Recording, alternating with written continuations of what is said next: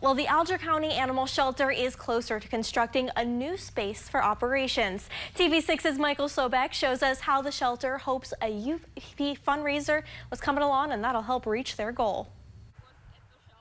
This plot of land on Connor Road in Munising is where the Alger County Animal Shelter plans to build a new shelter in which to operate. Shelter President Greg Beatty says he is waiting for permits to be approved before construction can begin. There's so many variables right now because of the weather coming in and the permits yet that we still have to get. So it's kind of up in the air about when this building's going to be up. I don't want to say that it's not going to happen until next year, but it might not because of the permits and the weather.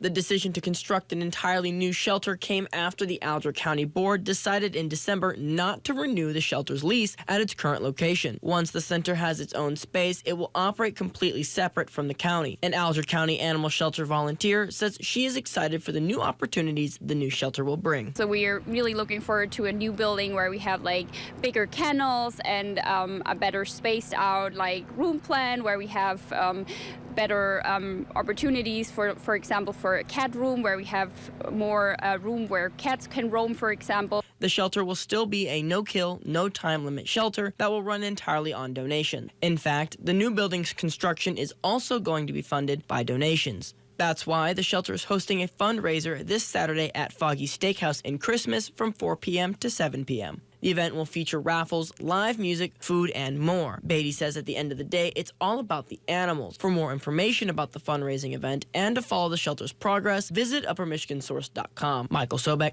TV6 News, Munising.